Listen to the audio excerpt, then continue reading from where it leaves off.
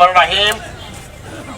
আজকের এই পথসভার সম্মানিত সভাপতি, উপজেলা বিএনপি সম্মানিত সভাপতি জনাব এবিএম তৌফিক হাসান আরাস, উপস্থিত পৌর বিএনপি, উপজেলা বিএনপি সহ সকল অঙ্গ সংগঠনের নেতৃবৃন্দ, আসসালামু আলাইকুম।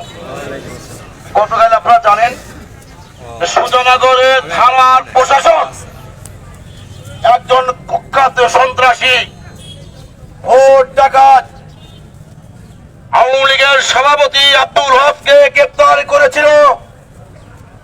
গ্রেপ্তার করার পর প্রশাসন তাকে প্রশাসনের গাড়িতে উঠিয়েছিল। আব্দুল হকের লিখিত কয়েকজন বাহিনী, সন্ত্রাসী বাহিনী, তারা ওয়াফকে পুলিশের হাত থেকে ছিনিয়ে নিয়েছে। এই ব্যর্থতা পুলিশের, এই নির্লিপ্ততা এই উপজেলায় এই থানার ওসির।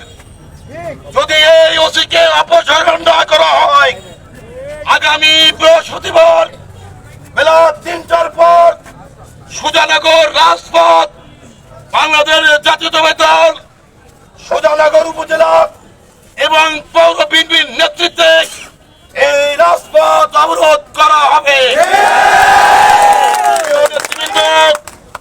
এই প্রশাসনে এখনো শেখ হাসিনার দোষর, এই ফ্যাসিস্টদের ভূত রয়েছে। এরা আমাদের চোখে ধুলো দিয়ে ওয়াবের সঙ্গে সম্পর্ক বজায় রেখে এরা একটা দেখা মাত্র একটা ক্যামেরা বন্দী ছবি তোলার জন্য ওয়াবকে গ্রেপ্তার করেছিল। ভিন্ন আসলে তাদের নির্লজ্জতা আমরা ভিডিওতে দেখেছি। পুলিশ ওয়াবকে ছেড়ে দিয়েছে। এই পুলিশ আওয়ামী লীগ কর্তৃক নিয়োজিত পুলিশ, আওয়ামী লীগ পরিবারের পুলিশ। আয়ের আমার সাবধান হয়ে যান।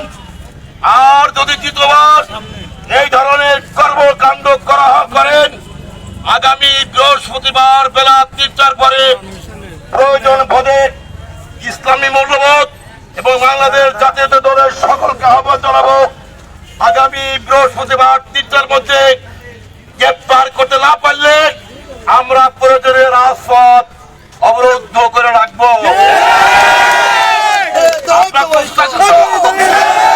আপনাদের কিন্তু আমরা দাওয়াত করলাম। আর অনুরোধ থাকবে, কোন ব্যবসা প্রতিষ্ঠান কেউ বন্ধ করতে যাবেন না। ব্যবসায়িকরা ব্যবসায়িক, তাদের কোন রাজনৈতিক পরিচয় নেই। অতএব ব্যবসা বাণিজ্যের ক্ষেত্রে আপনারা কোন সুবিধা নেওয়ার জন্যই নিশ্চয়ই দোকানপাট বন্ধ করতে চান। আমরা প্রশাসনের হাতে আপনাদেরকে শপথ করতে বাধ্য হব। এই বলেই আমি আমার সংক্ষিপ্ত বক্তব্য শেষ করছি। আসসালামু আলাইকুম।